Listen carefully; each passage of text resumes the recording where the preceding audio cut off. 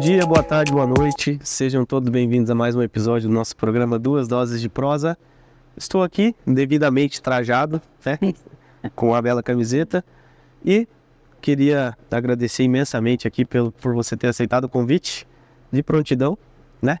Era para ter saído há muito tempo essa entrevista, infelizmente não dá, né? Correria muito grande. Mas hoje, graças a Deus, deu para conciliar a agenda aí. E vamos bater um papo muito bacana aqui. Principalmente para você que é aqui da nossa cidade, né? De Pinhalão. Pessoal, alguns avisos antes da gente começar. Deixem like, comentário. Pessoas que vocês querem ver aqui no nosso programa. Vereadores, candidatos a prefeito que quiserem retornar aqui para bater um papo com a população. Mandem perguntas. Comentem que isso ajuda bastante. Comentem, deixem um like, compartilhem bastante essa entrevista, né, Cíntia? Compartilha bastante, que isso é de graça e ajuda bastante a gente a crescer o canal. Estamos aqui com Cíntia Amara. Muito obrigado por ter aceitado o convite. Obrigada, Fabinho. Obrigada a você pela oportunidade, né? E convidar todos também, né, para assistirem Duas Doses de Prosa, que é uma iniciativa muito bacana e quero te parabenizar, você Obrigado. E a equipe que fazem que tem essa iniciativa, né? De mostrar os talentos, as personalidades locais que tem muita personalidade. Muitas. E assim a gente acaba conhecendo as nossas personalidades locais, né?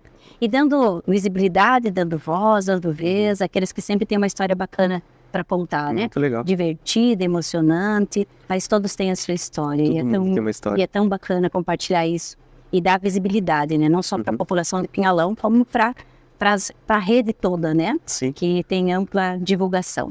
Não Obrigada mesmo pelo convite. Eu que agradeço por você ter vindo. Quando eu iniciei o projeto, eu sempre quis, assim, não deixar um negócio tão sério e nem virar tão palhaçada, né? Um negócio tão engraçado. Mesclar, né? Porque às vezes um cara não pararia para assistir uma entrevista política, por exemplo. Porque ele vai achar aquele papo engessado, aquele papo chato. Mas aí às vezes ele tá vindo por um vídeo engraçado que viralizou e acaba numa entrevista com a nossa hoje, que vai ter muito papo, muito produtivo pro futuro de Pinhalão, né? Isso aí. Então esse é o objetivo do canal. Queria pedir desculpa antes de começar também, porque eu tô meio gripado, então a voz fica meio nasalada, fica meio embargada, então desculpa pelo áudio, se falhar algumas vezes. Cíntia, vamos lá, vamos falar bastante sobre esse seu desafio que você se propôs, né, nessa eleição. Mas, como eu já disse no começo, vamos começar lá de trás, para o povo te conhecer melhor, conhecer sua vida, sua profissão. Vamos lá? Você é daqui da cidade de Pinhalão mesmo? Não, eu sou nascida em Xanxerê, Santa Catarina. Xanxerê. Não conheço essa cidade. É grande? Fica no oeste de Santa Catarina. É uma cidade razoavelmente grande. Fica bem próximo de Chapecó, que é a referência no oeste de Santa Catarina, né? Sim. Ali tem Xaxim, Xanxerê e Chapecó. Mas eu nasci em Xanxerê, minha irmã nasceu em Chapecó e depois a gente veio pro sudoeste do Paraná. Eu vim em torno de 9, 10 anos de idade, eu vim pro sudoeste do Paraná, né?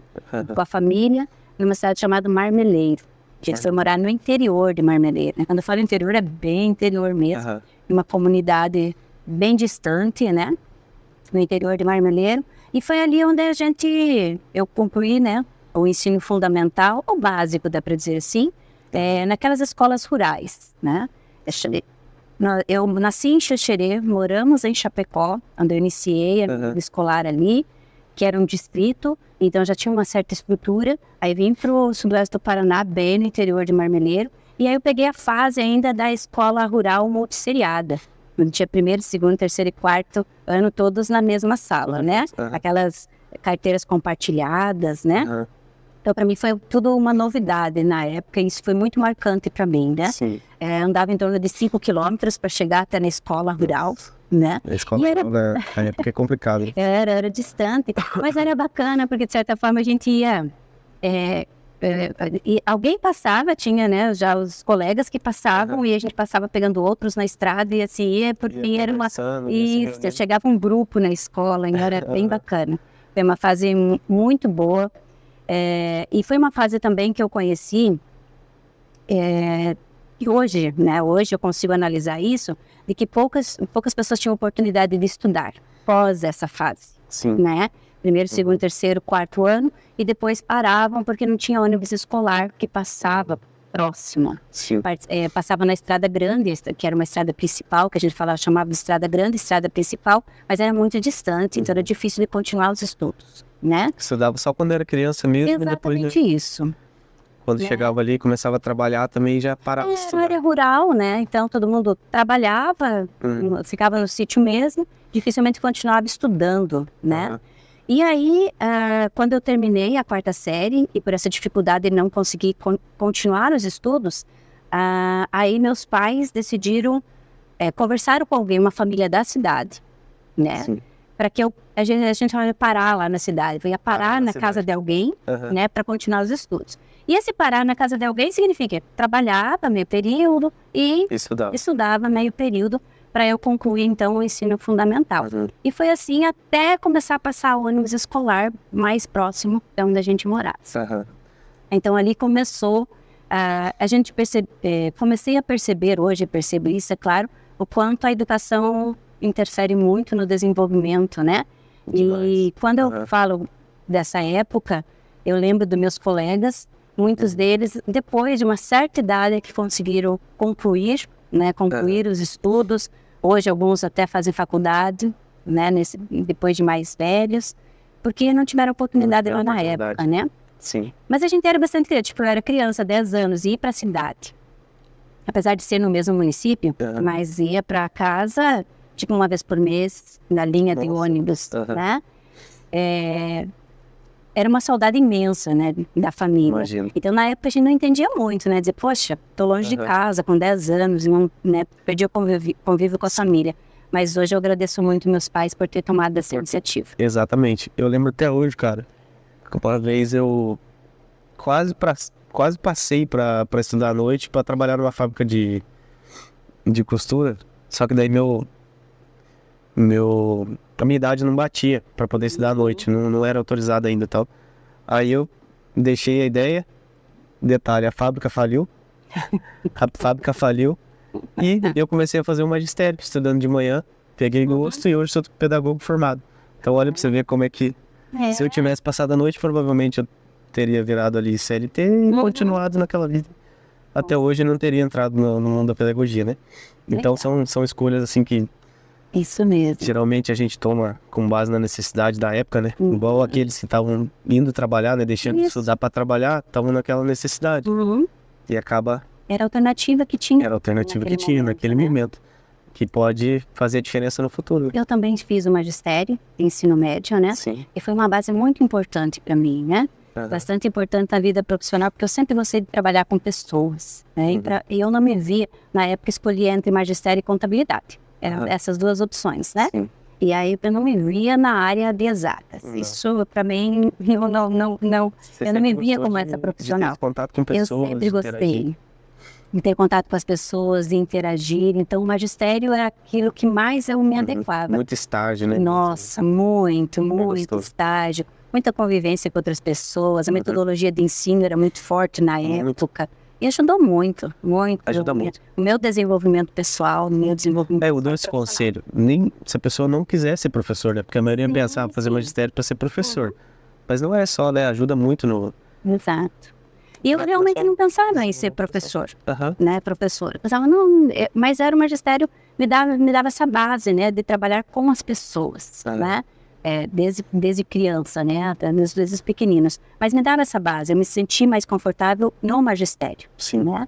Depois do magistério, eu concluí o meu ensino médio, né? O magistério, eu já tinha 2 filhos pequenos, me casei muito cedo, né? Com 17 anos, eu me casei cedo. Na cidade de Marmeleiro mesmo, de Marmeleiro mesmo, né? Me casei cedo, com 17 anos, e com 19 eu concluí o ensino, né? Ensino médio, que seria magistério. E aí já tinha o Marcos e a Andréia, que são os meus filhos mais velhos, né? E logo, uns 2 anos depois que eu terminei o magistério, a ideia era fazer eu queria muito fazer agronomia. Agronomia.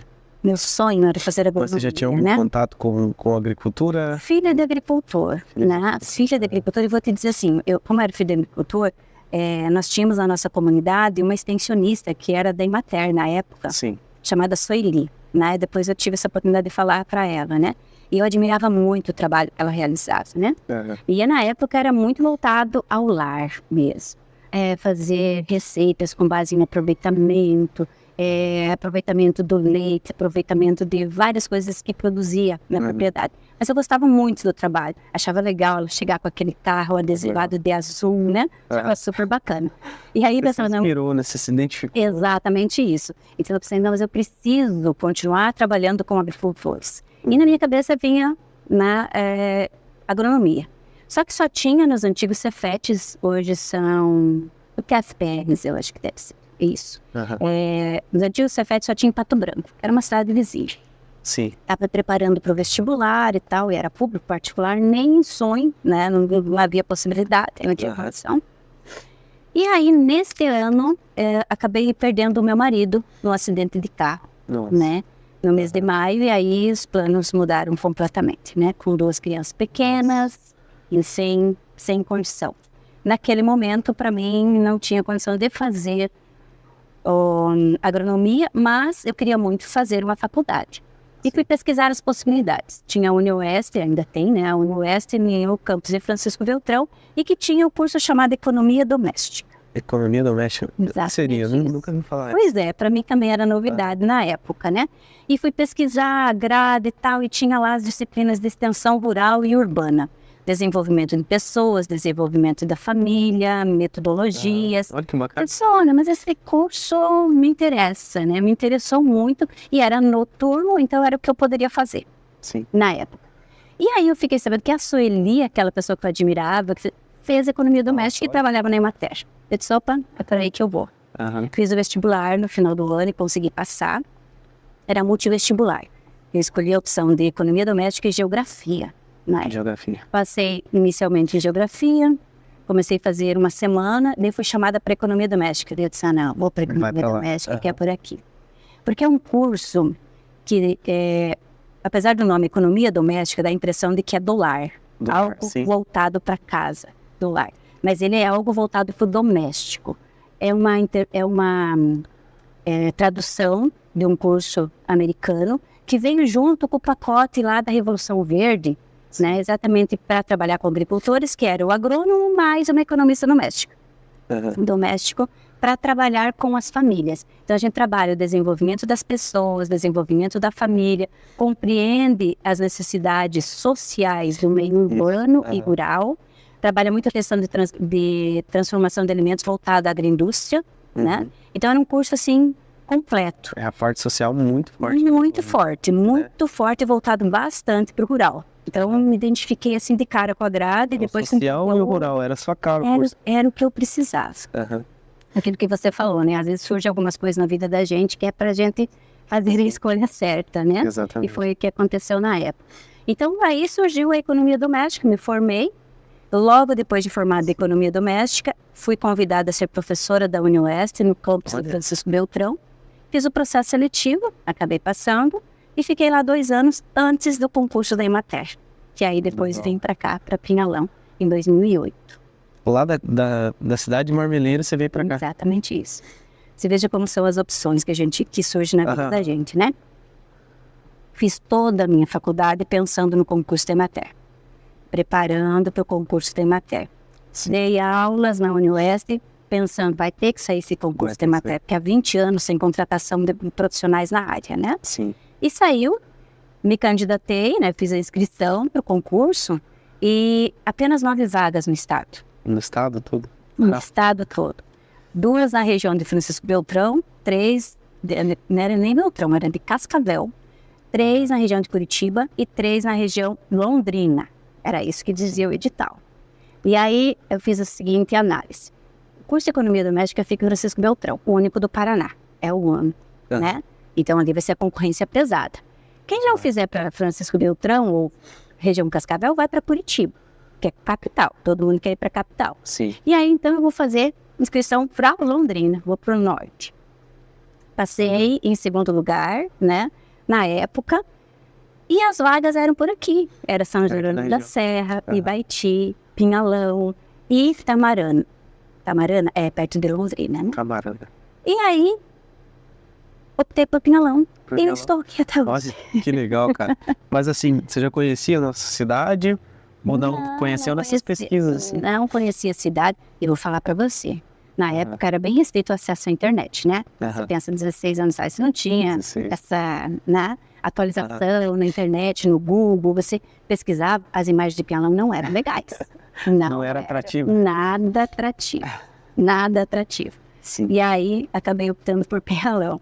Eu achei engraçado que quando eu escolhi Pinhalão, o pessoal falou, ai, ainda bem. A de terceiro e quarto lugar, eu tava com medo de cair em Pinhalão.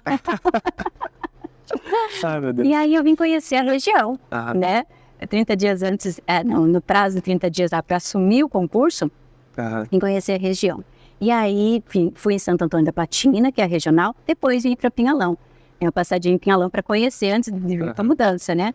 Aí disse, nossa, mas que cidade muito diferente. Era assim, muito diferente do que a gente conhecia. Café, eu não conhecia um pé de café. Sério? Não. Mas lá naquela região não era? Não.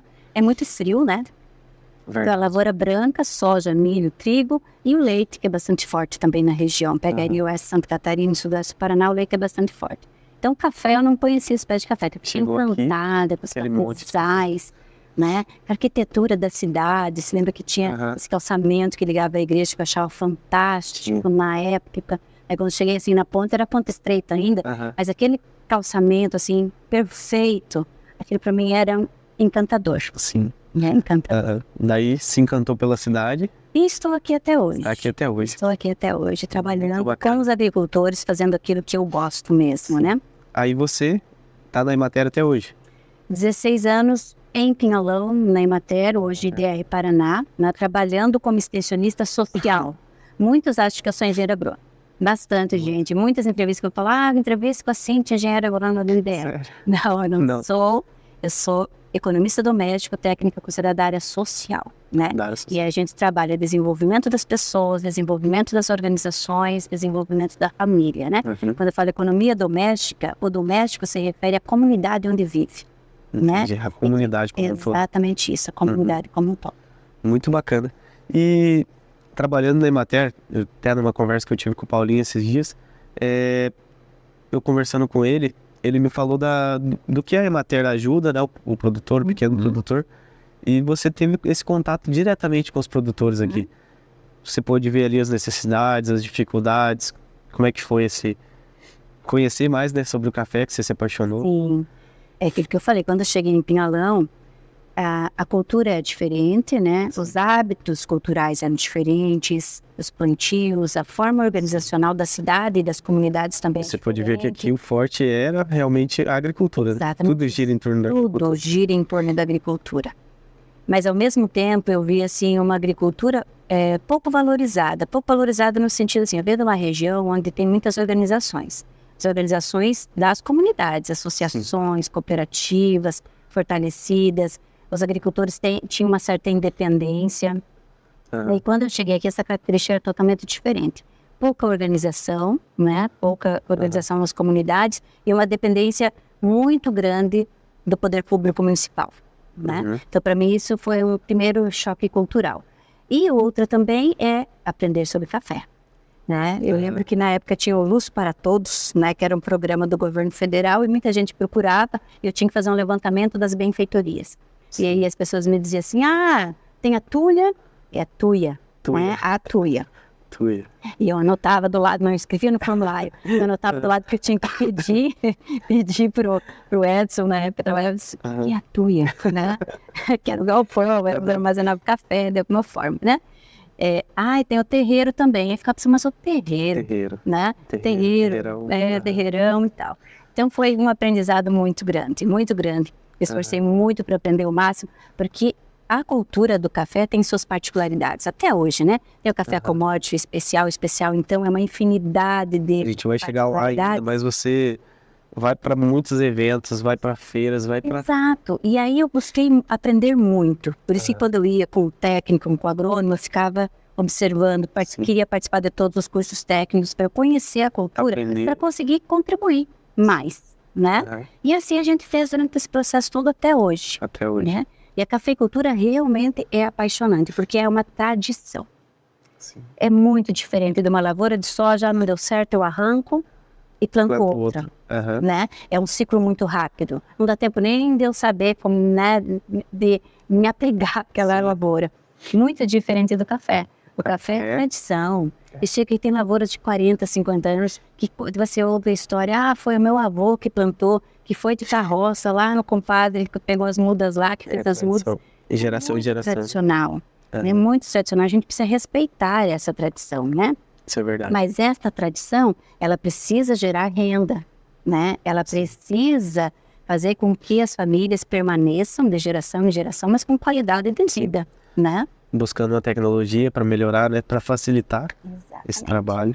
É uma cultura tradicional, é uma tradição do nosso município, de da maioria das famílias, praticamente todas. Só os novos que chegam, assim como eu, que não têm essa tradição na família, né? Sim. Porque todos têm, embora às vezes não estejam mais na cafeicultura, mas tem vínculo com a cafeicultura.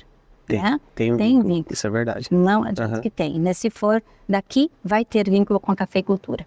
Então é importante manter a tradição, mas a tradição também o que eu falo assim, não pode ser uma coisa de mente fechada, né? É uma tradição, a cultura do café, mas também deve ser algo inovador, né? Isso é verdade. Precisamos renovar as lavouras, precisamos adotar tecnologias, né? Precisamos valorizar o saber dos antigos, né? Dos mais experientes, mas também valorizar a experiência nova que está chegando aí também. Isso é verdade. Você tem uma relação muito importante também com as mulheres do café, né? Queria que você falasse um pouco sobre esse projeto, qual a sua relação, como é que você chegou até lá, foi conhecer o projeto, como é que foi? Essa experiência com as mulheres do café, na minha vida profissional, eu falei lá que era agricultora, aí fui para a faculdade, mas no período da faculdade eu também fazia parte do Sindicato dos Trabalhadores Rurais. Na verdade, eu fui presidente do Sindicato dos Trabalhadores Rurais de Marmeleiro, muito jovem, muito jovem.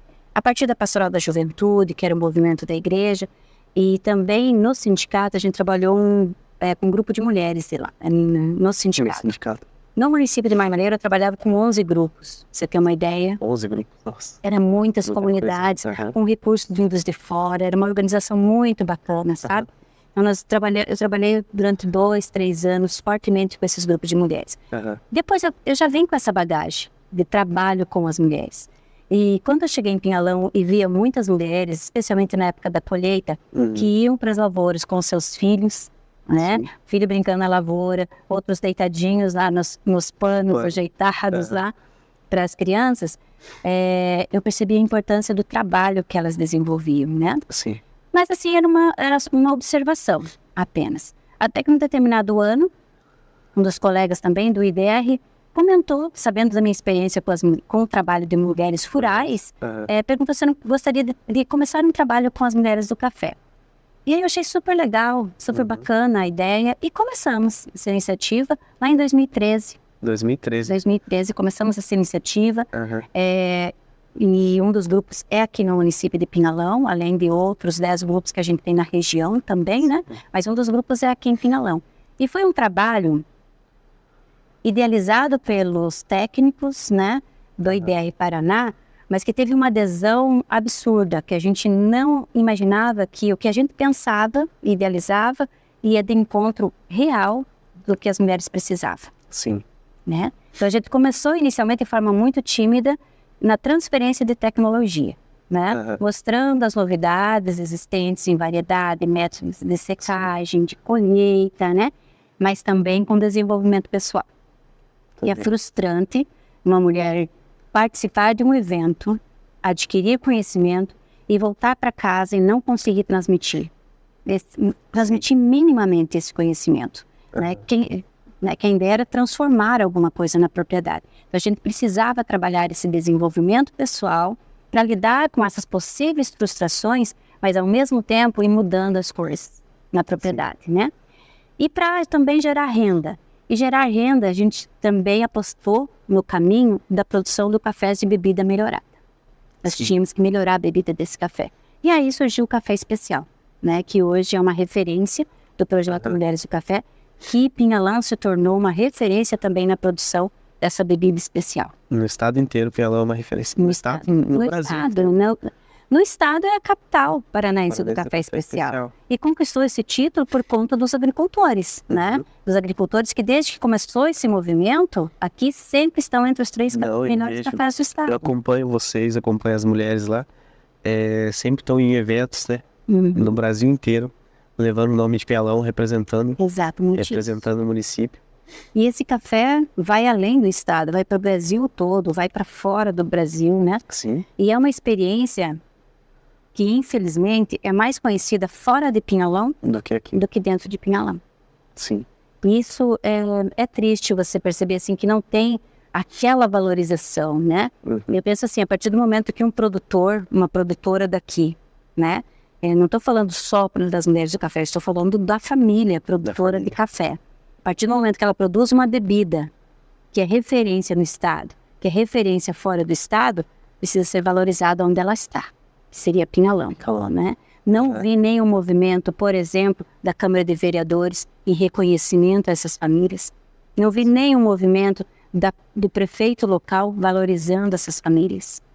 E são essas famílias que estão produzindo, elevando nossos cafezais, a nossa bebida tradicional aqui de Pinhalão, e levando o nome de Pinhalão para o mundo. Levando e desenvolvendo economicamente. Economicamente. Hoje, se pensa em café especial, eles vêm procurar em Pinhalão. Em Pinhalão, sim. Nós somos a gente referência. Trabalha em comércio. Diversas vezes, né? Chega pessoas aqui de outro país. Sim. De outro país para visitar, de outro estado. Muito, muito bacana mesmo o trabalho que a gente desenvolve. Recentemente, teve eles chamam de missão, de uma caravana que veio do Equador, Guatemala e do Chile, né, que vieram para cá, junto com o pessoal da Universidade Federal do Paraná, com representantes do Ministério da Agricultura, que vieram conhecer essa iniciativa aqui. Conhecer a produção, conhecer como é produzido esse café especial, esta organização, para replicar isso nos países dele. Nossa, você veja muito bacana. O que isso significa. Sim, está sendo um exemplo. Pinhalão está no centro disso. Sim. Está levando a nossa bandeira para os outros estados, países. Muito, muito bacana mesmo. E agora, já falamos um pouco sobre a sua vida, sobre a sua formação. E agora vamos chegar ao ponto-chave. Por que você decidiu encarar esse novo desafio? Você já pensava em entrar para a política desde pequena? Essa ideia surgiu agora? Como é que foi esse? Eu sempre gostei muito de política, né? Desde que eu comecei a compreender. Meu pai sempre foi envolvido também em política, na época do Brizola. Ele era brisolista, né? E nós entrava na onda também, né? E aí, no movimento sindical, junto com o movimento da igreja, da pastoral, da juventude, na época, pastoral da terra também, meu envolvimento político começou lá, né? Eu sou filiada no Partido dos Trabalhadores desde 98. Então, lá já começou a minha vivência política. E por questões pessoais, que um pouco eu citei aqui também, formei, né, fui trabalhar profissionalmente em outras áreas, mas voltei para o setor público também, que nada mais é do que trabalhar com a população, não é mesmo? Com 16 anos trabalhando, sendo servidora pública, funcionária pública, trabalhando pela população. Essa é a finalidade do servidor. E a gente que trabalha em comércio, no setor público, a gente tem que ser político, né? Exatamente isso. Tem que tratar todos bem, tem que ouvir. Assim que funciona. Ouvir. O ouvir é fundamental. Ouvir é fundamental. Uma boa oratória ajuda pra caramba. Mas se você não souber ouvir... Exatamente. As tuas decisões, as tuas iniciativas não vão atingir o público que você precisa. Tem que ser político diariamente, né? Diariamente. Então a política, eu sempre gostei muito de compreender como a política funcionava e como o setor público funciona, né? Então, nesses 16 anos como servidora pública, eu pude conhecer mais ainda. O IDR trabalha com muitos projetos, muitos recursos públicos, né? A gente teve a oportunidade de acessar, inclusive aqui para Pinhalão. Tivemos a iniciativa lá do Minha Casa Minha Vida Rural, 43 unidades construídas aqui em Pinhalão. Olha só. Teve recurso do Coopera Paraná, que foi investido na cooperativa, com veículos, com barracão, vários programas institucionais de aquisição de alimentos dos agricultores e venda para instituições educacionais, instituições públicas, que somam aí, seguramente, durante esse período todo, em torno de 5 milhões. Então, a gente sabe e conhece como funciona a iniciativa pública, né? Como é importante ter alguém que pense e acesse os recursos no momento certo, de forma eficiente. Sim. Mas como servidora pública, a gente também tem limitações, não é mesmo? Sim, então chega eu no faço aquilo que dá para eu fazer enquanto servidora, enquanto funcionária pública. A partir do momento que eu posso ir até aqui. Agora, para conseguir fazer mais, eu preciso ocupar outro espaço. Sim. E esse outro espaço realmente é na política, né? Uhum. É como prefeita. É ali que eu vou conseguir fazer mais. Então, o que eu poderia fazer, né, enquanto servidora pública foi feito. Foi Sim. feito. E muito mais do que muitos outros representantes da população, né? Uhum. Que tinham o seu cargo político, ou tem seu cargo político, tem sua função pública e que não desenvolveram da maneira como deveria. Sim. Então agora, para eu poder fazer mais, é nesse nível, né? É nesse setor, é na política enquanto prefeita. Enquanto prefeito. Então, muito legal saber como surgiu esse desejo. E como é que foi o apoio? Você decidiu de cara, vou entrar logo para prefeito? Pensou em vereadora antes? Como é que foi? Pensei em vereadora antes, né? Como eu falei para ti, eu sou filiada desde 98. Uhum. Na época, eu chamei o presidente do Partido dos Trabalhadores do município de Pinhalão, porque eu gosto muito de respeitar quem veio antes. Isso é fundamental, né? A gente precisa respeitar as pessoas. Então, eu chamei, na época, o presidente do partido e expus a minha vontade de ser vereadora, né? Se eu tinha espaço no partido, se eu tinha condição, né, se iriam me dar a oportunidade de ser candidata de vereadora pelo Partido dos Trabalhadores, que não, para mim, na minha cabeça não existia outra possibilidade, outro partido, né? Minha história toda fundamentada nesse partido, então eu queria permanecer no Partido dos Trabalhadores. E aí eu recebi, sim, que era possível, né? Mas que aqui na época o presidente do partido iria ser candidato a prefeito.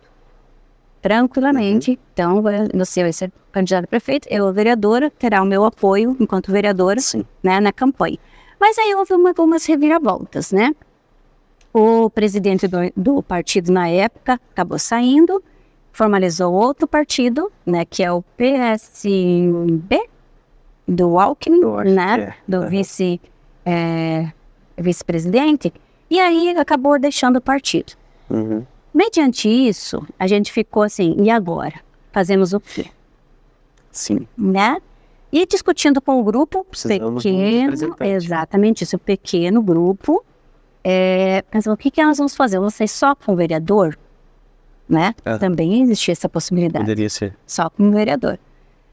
Mas aí tínhamos representantes importantes, como o Paulo, por exemplo, que já havia saído. Paulo Né? Vilela. Exatamente isso. Se ele saísse, eu não poderia sair, né? Entendi. Ou se eu saísse, ele não poderia. Não é que não poderia.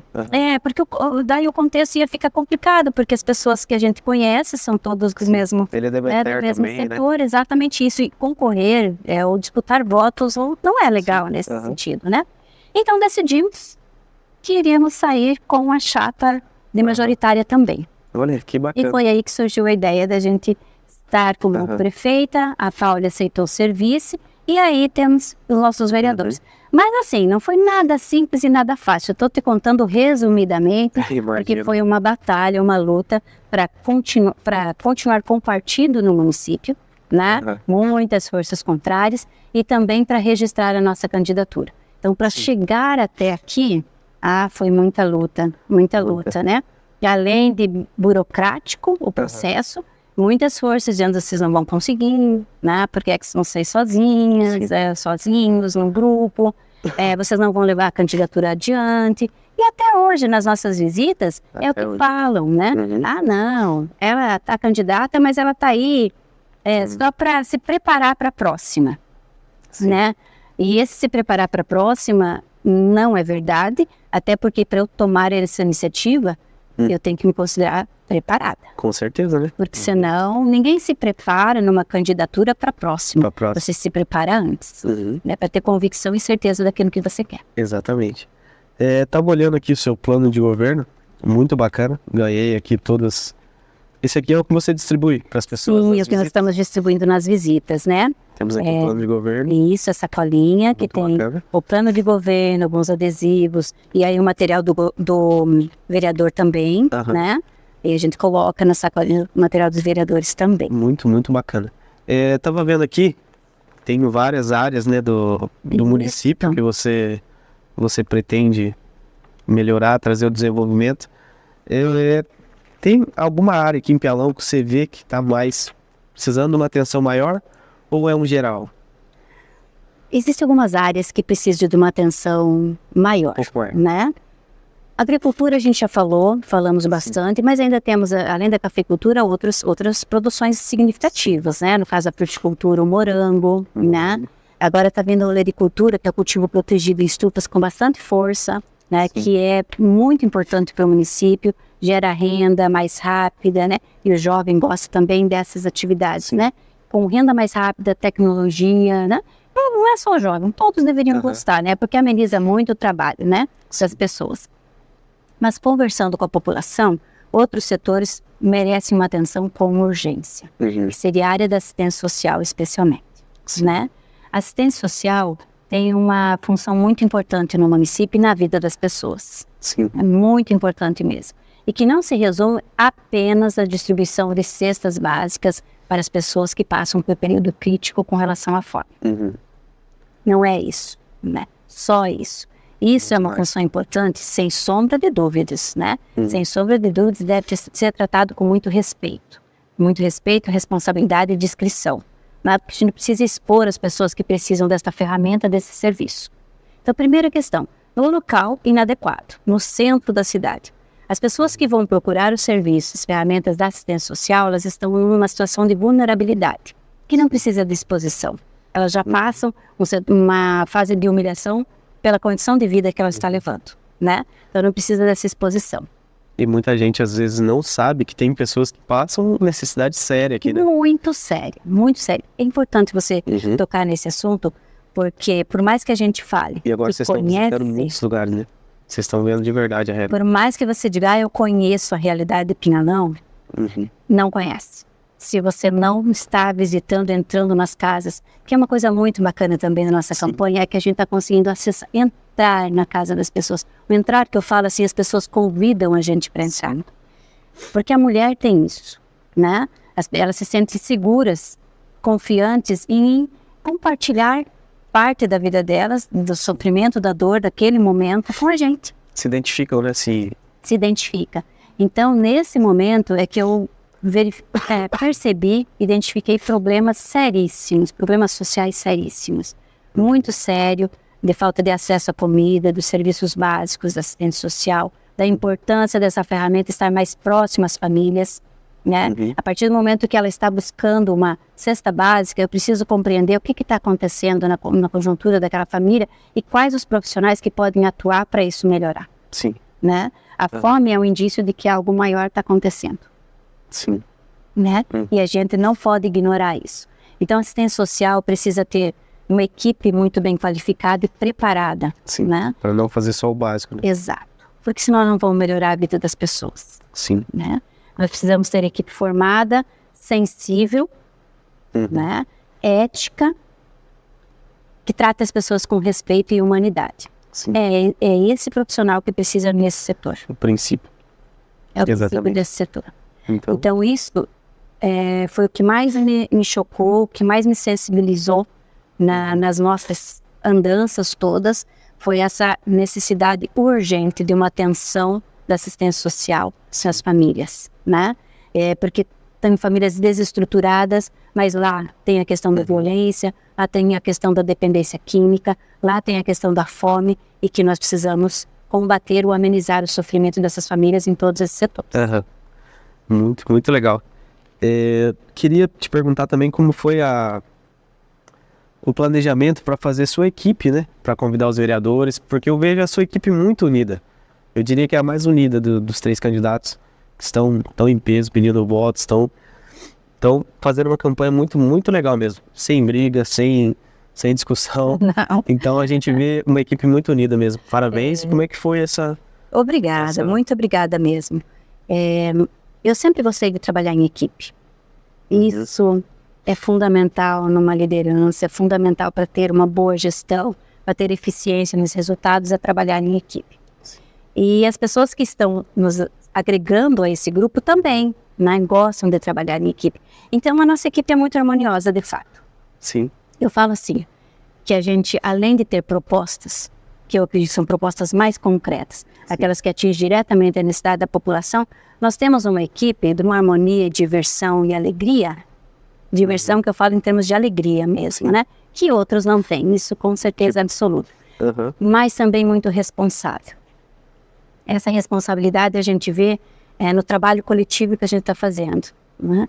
A Rabisco, por exemplo, que é uma das candidatas a vereadora, visita uma casa e vê que a pessoa não se identifica muito, é mais agricultura, ela fala, mas tem o Paulinho aqui, ó. Olha que legal. Isso é legal. Isso é legal. Porque o conjunto de vereadores de um determinado partido, de uma determinada sigla, é um time. Né? Porque pode um ganhar uma votação extrema, mas se os demais não conseguirem a votação, não vai conseguir nenhuma cadeira. Exatamente. Tem que então é um time. E esse entendimento é muito difícil quando você tem uma equipe que está competindo entre si, dentro da própria equipe. Exatamente, competindo o tempo todo. Né? A gente não vê isso nessa equipe. Nós somos uma equipe extremamente pequena. Aquilo que eu falei do processo difícil, nós perdemos muitos candidatos também no decorrer desse processo, né? Quando eu falo perdemos, assim, que realmente foram para outro lado, né? Que acharam ser melhor. Então, a gente respeita todas as opiniões, mas ao mesmo tempo, como não foi trabalhada a estruturação do partido aqui no município, nós ficamos sem tempo de conquistar ou não é filiar, é registrar outros candidatos, né? Nós ficamos sem tempo. Mas, ao mesmo tempo, nesse período, muitas pessoas se agregaram. Então, nós temos um grupo de vereadores extremamente unidos, não competem entre si, pelo contrário, tanto que a gente fala, essa sacolinha que eu apresentei aqui para você, a gente está levando com os 4 candidatos também de vereadores. A pessoa já leu... Isso, se identifica, e a gente fala que é o time 13. Então, esse é o time, né? Votem no 13, na majoritária, e escolha o vereador que mais se identifica com o seu propósito. Eu sempre digo, façam a colinha, né? Cintia Amaro, número 13, façam a colinha, tire print, papel e caneta na mão. Vamos anotar aí, pessoal. E para educação aqui na cidade, como você enxerga que pode melhorar na educação municipal aqui da cidade? O que pode ser feito, tanto para as crianças, transporte, desenvolvimento de professores, novos empregos para os professores, grupos que estão formados e não estão trabalhando. Estão esperando a oportunidade. Exatamente. Muitos mesmo. Então, a questão da educação, e é interessante salientar, quando eu falo nesse material também, que a nossa gestão será uma gestão participativa, assim como esse plano de governo foi participativo, a gente ouviu muitas pessoas e tentamos contemplar o máximo de necessidades que elas apresentaram, né? E uma delas foi na questão do transporte escolar. A preocupação das mães em não ter monitores para acompanhar as crianças no transporte escolar. Da casa da escola. Exatamente, né? Quem mora próximo à cidade, o período é mais curto, mas mesmo assim traz preocupação. Os mais distantes, mais preocupação ainda. Com 4 anos, é obrigado a criança, é obrigatório, né? A criança já participar, né? Já estar matriculada. Sim. Só que 4 anos é pequenininho, né? Bem pequeno. Então, você imagina a criança sozinha no transporte escolar. É claro que às vezes um vizinho maiorzinho vai ajudando a cuidar, mas há essa preocupação. Além disso, de crianças com diagnóstico de TDAH, de autismo, que é altíssimo no nosso município, algo que eu também não havia percebido antes dessas visitas todas e dessa comunicação com a população, e que também há essa preocupação, né? Precisa ter um monitor para ajudar essas crianças no trajeto escolar, para manter a segurança também. Porque o motorista não pode ficar cuidando de tudo, ele tem que ser um motorista, ele tem que cuidar da segurança das crianças no transporte. Então, essa questão do monitor escolar é muito importante e na nossa gestão será prioridade. Para o cuidado das crianças, a partir do momento que a criança está dentro do ônibus escolar, a responsabilidade é do município. Então, nós temos que prezar pela segurança e bem-estar no transporte dessa criança. O concurso público é urgente. É urgente nas mais variadas áreas que envolvem a educação, né? Desde os serviços básicos de limpeza, cozinha e também de profissionais. Há necessidade de mais profissionais, além disso, qualificados em algumas áreas específicas, né? Para atender as crianças que com algum tipo de transtorno ou outras deficiências que não são casos de APAE, mas sim responsabilidade do poder público municipal. E isso a gente só vai suprir com concurso público. Concurso público não tem a forma de contratação mais transparente, né? E o mais preparado vai estar. É ele que vai ocupar a vaga, né? E é isso que a gente precisa. Profissionais preparados, qualificados, contratados com transparência, não com, porque é amigo do amigo do amigo, né? Para ocupar a função. Então, o concurso público é urgente também. Além disso, a gente também percebe que precisa ter um acompanhamento psicopedagógico importante nas escolas. Para os pais, para as crianças e para os próprios profissionais, que muitos adoecem. Exatamente isso. Então, essas são as linhas mais urgentes que eu penso que precisa ser feito na educação. E quando eu falo mais urgentes, assim, tem ações que vão ser de curto, médio e longo prazo, mas essas são de curto prazo que a gente pode resolver e solucionar imediatamente. Eu li também aqui sobre turismo. Você acha que Pinhalão não é uma referência turística?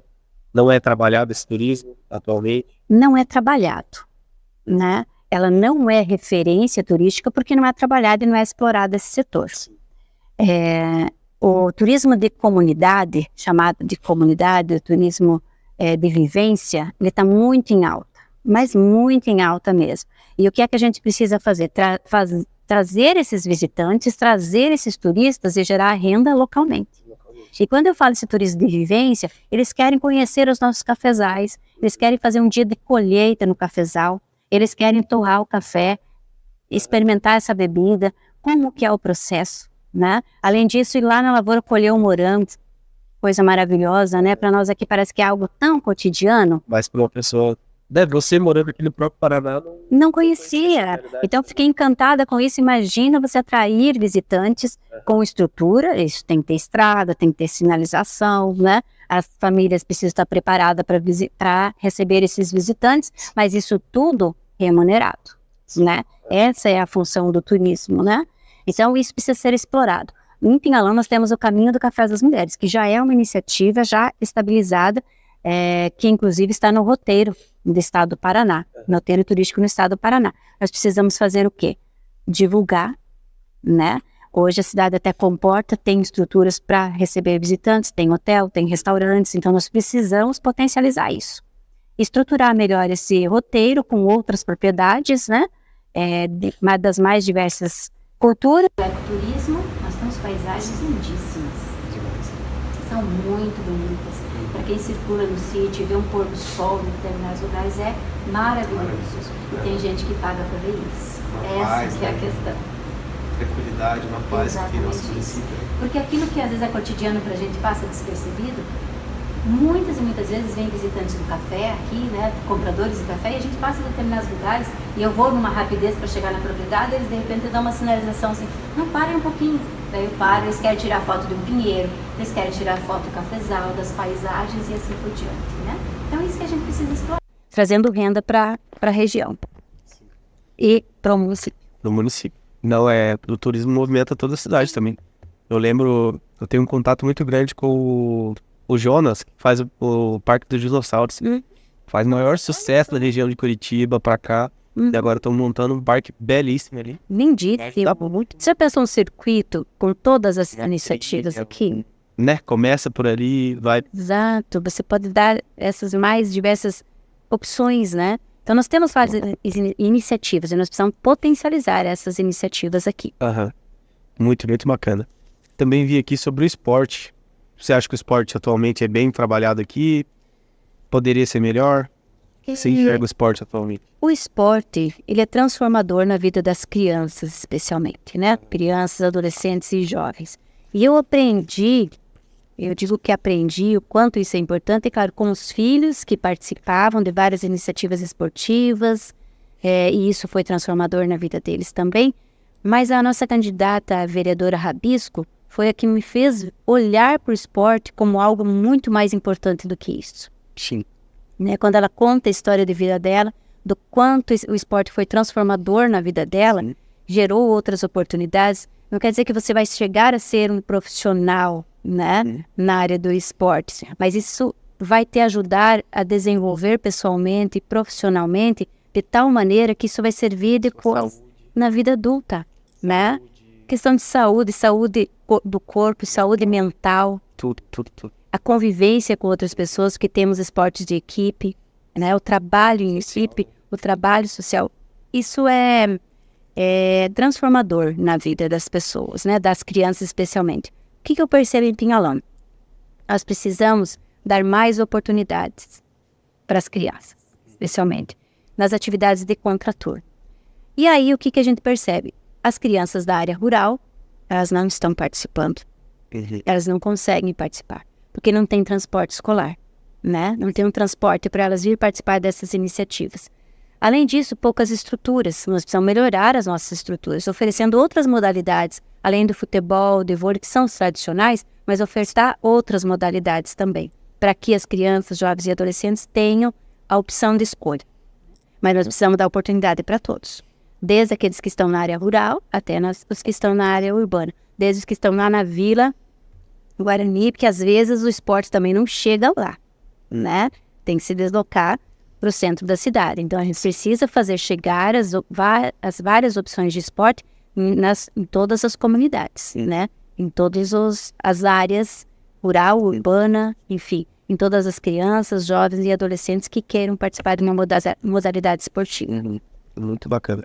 Tem mais alguma área, alguma proposta que você queria dar um foco na nossa conversa? Na questão da saúde também, né? Na questão da saúde, a saúde é prioritária, né? Não tem como você dizer que tem um setor, claro, você aposta na questão da geração de renda, que é muito importante, mas a saúde é uma das áreas que a gente precisa ter uma atenção muito especial.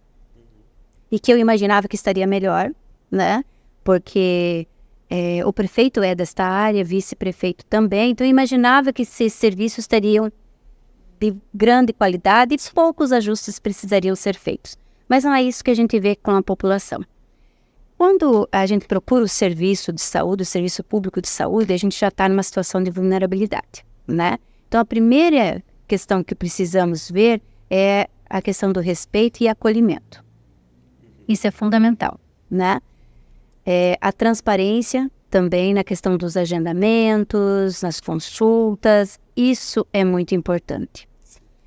Facilitar a vida de quem quer acessar esse serviço, com agendamentos mais eficientes, especialmente na Lavrinha, levar bastante atendimentos para lá, na área de consultas diversas e especialidades, inclusive, na fisioterapia, porque todos têm que se deslocar para Pinhalão. Nós temos depoimentos de pessoas que precisam do serviço de fisioterapia, mas custa relatório de R$25 a passagem para vir, né? Então tinha 30 sessões, fez 15 porque o custo era muito alto. Não conseguiu concluir o seu tratamento. Quanto que a gente pode perfeitamente levar esse serviço para ser feito lá na Lavrinha, atendendo a Lavrinha e as comunidades mais próximas. Não onerar o paciente, né? A gente precisa levar um serviço de qualidade e eficiente sem onerar as pessoas que muitas vezes não têm condição de pagar a passagem ou condição de alguém levar, né, até o serviço. E se tiver que pagar de alguns locais é super caro, chegando até R$200 a corrida, para você ter uma ideia. Nossa. Então nós precisamos levar esses serviços mais próximos da comunidade. Fortalecer os atendimentos lá na Lavrinha na área de consultas, fisioterapia e odontologia, que é muito sério aqui em Pinhalão a questão do tratamento odontológico da saúde bucal, né? Sim. Os tratamentos mais complexos, que no meu ver não são complexos, que é tratamento de canal, né? Cirurgia simples, por exemplo, retirada de siso, né? Onde que são feitos? Em Jacarezinho. Esses serviços precisam ser feitos em Pinhalão. Vamos pegar alguém que trabalha de diarista. Para fazer um tratamento de canal, quantas vezes ele vai precisar se deslocar a Jacarezinho? Nossa. Dependendo da situação, 3, 4 vezes é um curativo, outro curativo, até você conseguir fechar esse dente. Não é assim que funciona? Basicamente é isso. ele tem que ir 3 vezes a Jacarezinho, ficar o dia todo, porque vai no ônibus de manhã e volta só à tarde. Diferentemente de outros municípios que vai um de manhã, outro à tarde para pacientes de manhã, pacientes à tarde é outra coisa que precisa mudar. 3 dias de serviço. Sou diarista, 3 dias sem trabalhar. E se eu for funcionário, CLT, você citou, você vai pedir para o patrão 3 dias para você sair para tratar um dente. Dependendo do patrão, já queria aquele mal-estar. Exatamente isso. O que vai acontecer? Essa pessoa não vai fazer o tratamento adequado, né? Já pensa na burocracia. Já pensa na burocracia e acaba não fazendo, né? Do transtorno de ir até Jacarezinho e ficar o dia todo lá, sendo que o tratamento dele lá é meia hora, 15 minutos, encerrou. Sim. Então isso também precisa ser feito e prestado aqui no município de Pinhalão. Nós temos clínica, temos dentistas, então precisamos fazer esses tratamentos todos aqui. Sim. E além disso, criar um programa de educação de saúde bucal desde daqueles que estão no CMEIs. Né? Precisa ter essa atenção e aquilo que é dever do município até o 5º ano. Sim. Nós precisamos ter um programa de saúde bucal, de atenção a essas crianças, né? Para que tenham uma qualidade de vida melhor. Porque a gente sabe, né, que a saúde bucal também é uma das muito importante. coisas bastante importantes. Então, essas questões a gente precisa melhorar aqui em Pinhalão. Agendamentos, melhorar o local. As pessoas ficam expostas ao sol, à chuva, ao frio, sem um local adequado para esperar o agendamento, que começa às 9 horas da manhã. Então, são esses cuidados que a população precisa, né? Nós não precisamos dificultar as coisas para a população que precisa. Se nós temos ferramentas para facilitar, é isso que a gente precisa fazer, né? Facilitar, não causar mais constrangimento ou mais sofrimento para quem precisa desse serviço, né? De forma eficiente e com qualidade. É isso que a gente precisa fazer. E a questão dos nascimentos também das crianças, que agora retornou para Pinhalão. Mas, olha, quando era fora, as mães sofriam demais. Cada relato absurdo. Então, fico feliz de ter retomado o convênio, né, com o hospital daqui, e é algo que precisa permanecer. Não, muito bacana. São coisas básicas, né? Exatamente. Eu estou falando em construir megas estruturas? Não, eu estou falando em deixar as estruturas eficientes e prestar serviço de qualidade para quem realmente precisa. Com estruturas locais, profissionais locais. E às vezes as pessoas falam assim, mas o SUS não é eficiente. É eficiente. Sim. É um dos sistemas de saúde referência no mundo todo, né? Pela qualidade e pela eficiência, por ser 100% público. O que a gente precisa é fazer com que essa eficiência chegue até o município de Pinhalão, chegue até as pessoas que precisam desse serviço. Sim, muito bem. Então, a gente vai disponibilizar também o seu material para o pessoal poder ler com mais atenção depois. A gente vai deixar na descrição aí. E eu vou pôr uma pergunta um pouco polêmica aqui, que eu queria saber a sua resposta. Que o pessoal perguntou bastante sobre uma polêmica de pesquisa que teve esses tempos aqui no município, onde estavam perguntando sobre apenas 2 candidatos na pesquisa. E seu nome não estava neles. O que você tem a dizer sobre isso? Que era uma pesquisa que não era registrada, né? Também. O que você tem a dizer sobre esse episódio que aconteceu? Lamentável. É lamentável mesmo. E as pessoas começaram a me comunicar. E pessoas, mulheres especialmente, né? Muitas mulheres falando, você não estava na pesquisa. E inicialmente eu até achei que não fosse possível. Mas de fato foi possível, tanto que a pesquisa foi feita e realizada. Claro que não registrada, porque isso jamais seria permitido. E, ao meu ver, nada mais foi do que simplesmente dizer existe a disputa entre 2 pessoas, que são os 2 candidatos homens, né? A Cíntia não conta, na visão de quem contratou, né? E é essa visão que eles queriam transferir para o eleitor. Sim. A Cíntia não vai permanecer como candidata. A Cíntia não vai conseguir levar a sua candidatura até no dia 6 de outubro. Então, a disputa é entre A e B. A Cíntia não está na disputa, né?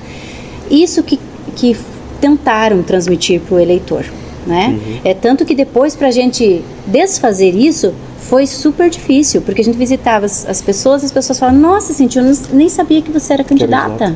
Eu achei que você não ia ser mais candidata. Então, essa é uma jogada, né? É uma jogada bem suja, na verdade, para as pessoas entenderem, né? É uma jogada suja de uma política que não deve ser praticada, né? Dá para ter por aí uma noção de como são os políticos adversários, né? De que realmente jogam todas as suas fichas para chegar no poder, inclusive diminuir uma candidata que estava registrada, que estava como candidata e permanece até hoje. Então, essa jogada, né, foi uma das jogadas mais grosseiras e estúpidas, né, que eu pude presenciar e vivenciar, né? Mas estamos aí como candidata, levando nossas propostas, e as nossas propostas foram colhidas da população, isso que é importante. E como candidata mulher, me senti extremamente ofendida, né, pelo ocorrido, mas também saí fortalecida, porque eu disse, agora nós temos que mostrar para que a gente veio, qual é o nosso propósito. Você está na disputa. Que a gente está na disputa, estamos fazendo campanha, uma campanha maravilhosa de diálogo, uma campanha de humildade, de diálogo, na simplicidade nossa e com a nossa verdade. É isso que a gente precisa levar, e é isso que o eleitor de Pinhalão merece, né? É basicamente isso que a gente vai apresentar, estamos apresentando na nossa campanha, e felizmente com uma aceitação impressionante, que inclusive quero agradecer a todos que nos receberam até hoje, nas casas, de portas abertas, o diálogo maravilhoso que eu falei. Acho difícil o candidato que pode sentar ao redor da mesa, tomar um café e ouvir as dores daquela família, e a gente consegue, e a gente pode, e enquanto gestora, enquanto prefeita, é isso que a gente vai continuar fazendo também. Que bom, ótima resposta. Mais uma questão aqui que foi trazida para a gente. Como que você avalia a gestão do atual prefeito? Tem alguns pontos que você faria diferente, assim, de cara, que você pensa, se eu estivesse no lugar dele, isso eu faria diferente? Tem algumas coisas, mas eu quero muitas coisas, mas eu gostaria de destacar algumas. Primeiro, a Secretaria da Agricultura, né? Eu sou do IDR Paraná, que é um órgão do Estado. Onde eu trabalho, a estrutura é do Estado, né? O Paulo é técnico da Prefeitura, cedido para o IDR Paraná, o único, né? O único. Então, um técnico para atender mais de 1.000 propriedades, pequenas propriedades. Isso é humanamente impossível. Raramente você vai conseguir estruturar um trabalho, vai trabalhar por demanda, né? E não vai atender a demanda. Isso com certeza não vai conseguir. Então precisamos ter uma secretaria eficiente. É o carro-chefe do nosso município. Nós somos um município agrícola. O setor o maior setor que emprega é o setor agrícola no nosso município. Os outros setores de serviço são do quê? Em função da agricultura. Que são serviços em função da agricultura. Então a gente precisa melhorar a equipe técnica, melhorar os serviços dessa secretaria para atender o pequeno produtor. E investimentos na agricultura com urgência que foram nulos, inexistentes nesse último mandato, né? Estruturar a Secretaria da Assistência Social com profissionais, né, capacitados para prestar esse tipo de serviço e mudar o local. Essa ferramenta já preconiza na legislação que deve estar próximo da comunidade mais vulnerável. Onde fica a comunidade mais vulnerável do nosso município? Vila Guarani. Vila Guarani. Por que é que esses serviços não são prestados lá também? Não quer dizer que não precisa ser prestado aqui, mas é lá que está a comunidade mais vulnerável. Esses serviços precisam estar no local de vulnerabilidade. Então, essa é uma coisa também que deixou a desejar, né? Esporte, né, que a gente falou aqui, mas mais importante, quem tem que estar à frente das secretarias são pessoas com capacitação para determinada finalidade, né? E é isso que a gente vai transformar na nossa gestão. É um cargo de confiança sem sombra de dúvidas. É o olhar do prefeito, da prefeita, sem sombra de dúvidas. Então, por isso, você tem que ser pessoas alinhadas com o teu propósito de gestão. É o olhar da prefeita que vai estar lá, e esse profissional precisa ser muito bem capacitado, muito bem escolhido e especialmente atender a população que realmente precisa, né? Então essa é uma transformação que precisa urgentemente ser feita e que o prefeito Dionísio não conseguiu montar uma equipe com os propósitos que talvez ele teria, né? Mas não foram eficientes nesse sentido. Muito bem. Queria deixar agora esse espaço para você, esse espaço livre para você mandar uma mensagem do seu coração para as pessoas que estão te ouvindo, que estão acreditando no seu propósito e que vão dar um voto de confiança no 13. No 13, né? Manda uma mensagem para o povo. Bom, a minha mensagem, primeiro, é de agradecimento, né?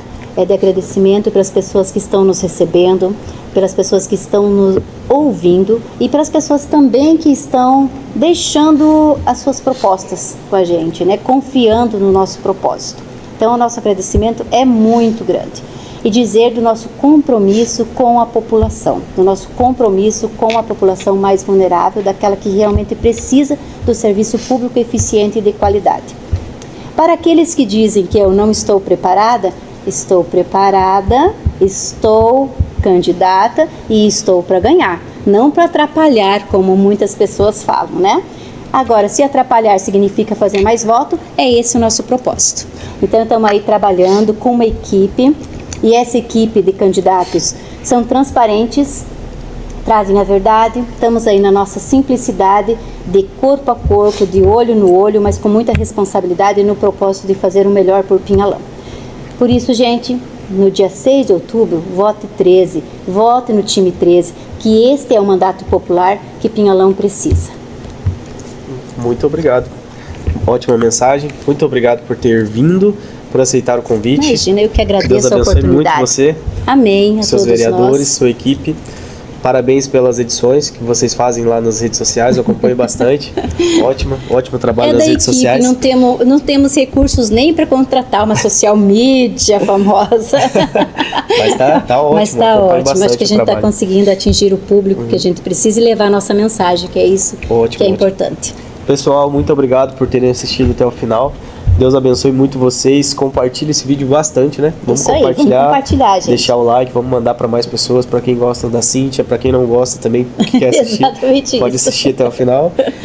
Deus abençoe a todos. Compartilhem muito. Até a próxima. Tchau, tchau. Tchau, gente. Obrigada.